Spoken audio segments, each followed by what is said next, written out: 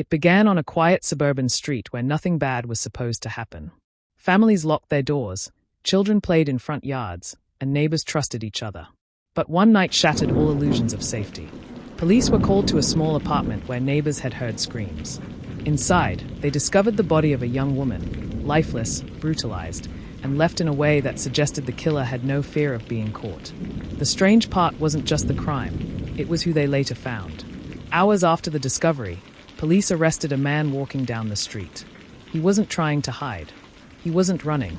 He wasn't even nervous. Instead, he was wearing the victim's clothes, her jacket, her shoes, even her jewelry.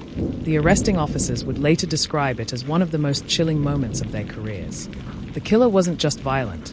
He was bold, fearless, and disturbingly calm. This case would expose not only the horror of murder, but also the twisted psychology of someone who flaunted his crime.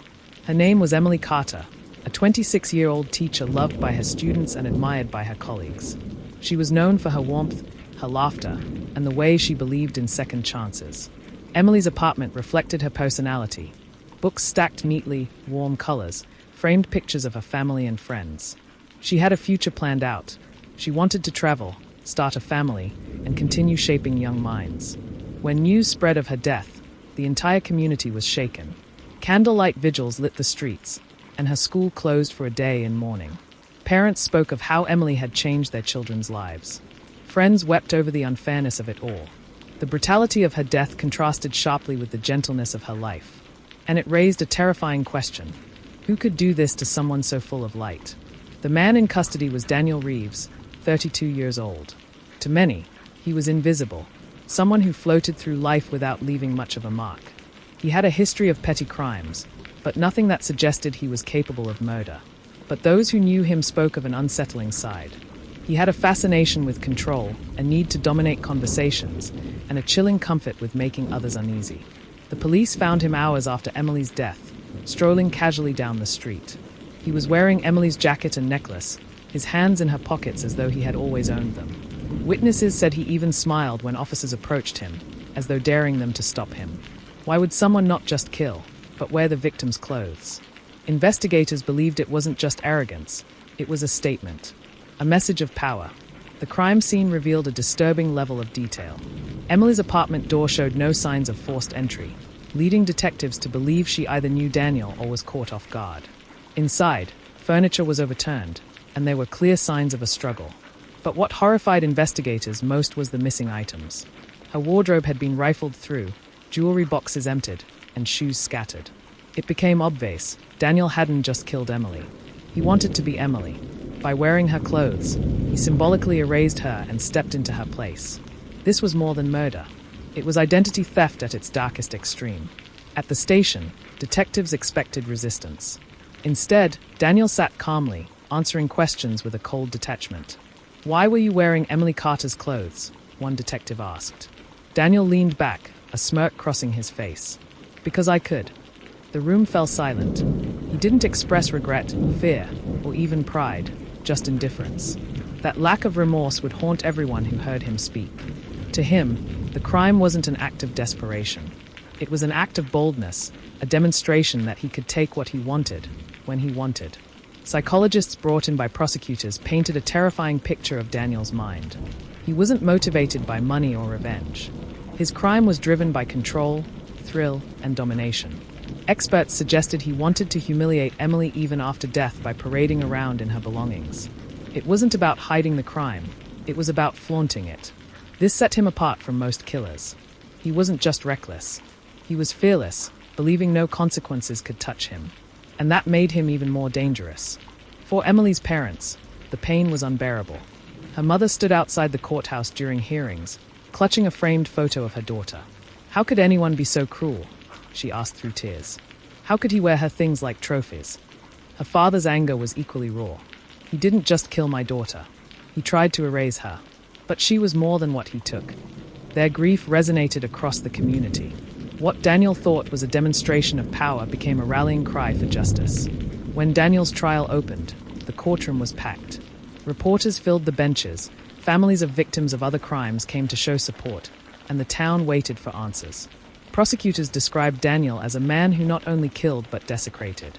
They presented photographs of him at the time of arrest, Emily's jacket buttoned neatly, her necklace dangling on his chest. The defense, however, tried to argue mental instability, suggesting Daniel wasn't aware of the consequences of his actions. But prosecutors countered. His boldness showed he knew exactly what he was doing. Witnesses came forward with stories about Daniel's strange behavior before the crime. A neighbor testified seeing him loitering near Emily's building days before her death. Another said he had bragged about being someone new soon.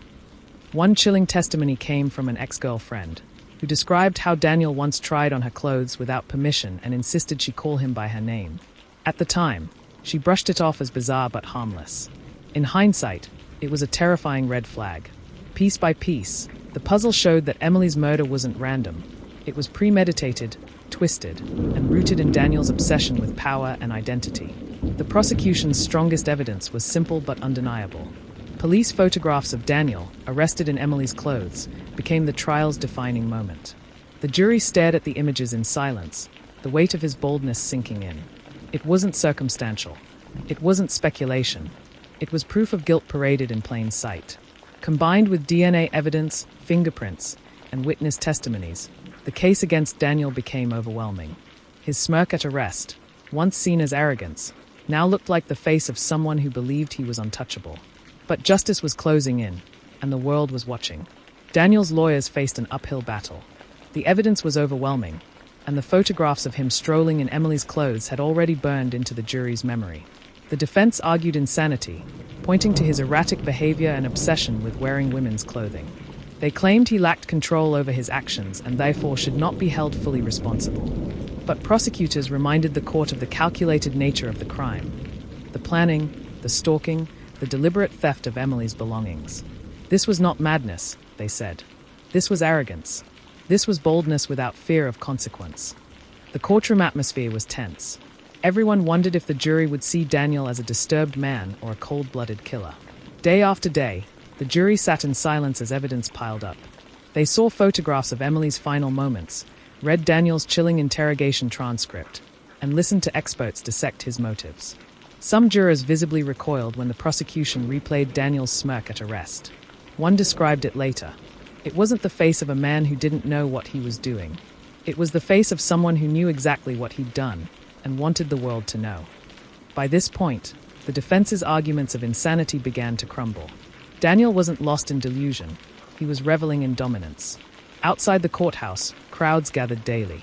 Some carried signs demanding justice for Emily. Others lit candles in her memory.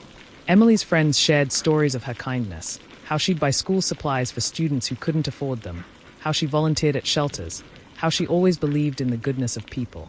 The contrast was stark, a woman who gave so much taken by a man who only wanted to take more. The community's collective grief became a force of strength, showing the court and the world that Emily would never be forgotten. One of the most shocking moments came when prosecutors introduced a letter Daniel had written in jail. In it, he described the night of the murder in disturbing detail, as though reliving it. What horrified everyone most was the casual tone. He wrote about wearing Emily's clothes not as a disguise, but as a victory lap. The jury gasped. The defense team buried their faces in their hands. The letter destroyed any last shred of sympathy for Daniel. If there was doubt before, there was none now. After weeks of testimony, closing arguments finally began. Prosecutors framed Daniel as a man who treated murder like performance, who mocked his victim by parading around in her skin. They demanded justice not only for Emily but for the community that had been terrorized by his brazen crime. The defense urged the jury to see Daniel as mentally ill, deserving treatment rather than punishment. But by then, the damage was done. When the jury retired to deliberate, the silence in the courtroom was suffocating. Everyone waited for the words that would change everything. It took less than a day. The jury returned with their decision. Guilty of first-degree murder, guilty of burglary, guilty of desecration.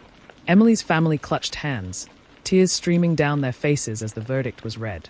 The courtroom erupted with relief, while Daniel sat expressionless, his smirk finally gone. For once, he wasn't in control. Justice had spoken. During sentencing, Emily's family gave powerful victim impact statements. Her mother spoke of sleepless nights, of walking past her daughter's empty bedroom, of the ache that would never heal. Her father's words cut even deeper.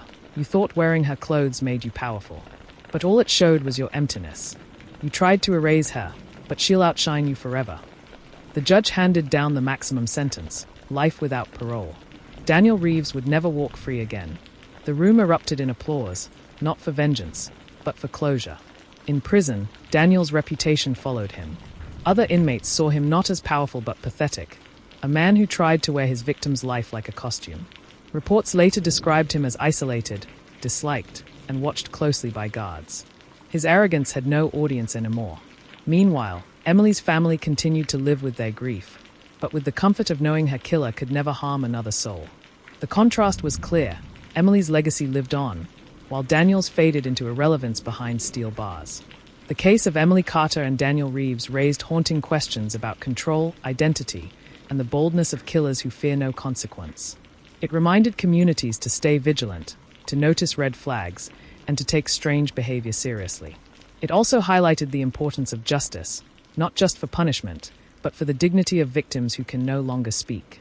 Most of all, it showed that no matter how boldly a killer flaunts their crime, the truth will catch up. Years later, Emily's memory continues to shine. A scholarship was established in her name, supporting aspiring teachers who share her passion for education. Her former students still talk about how she believed in them, how she gave them hope when no one else did. Daniel Reeves wanted to erase Emily, to wear her life as though it were his own. But instead, he ensured that her story would live forever, told not as a tale of fear, but as one of resilience, justice, and remembrance. Her clothes may have been stolen, but her light never could be. And that is the story of how one man's boldness became his downfall, and how Emily Carter's life continues to inspire long after her tragic death.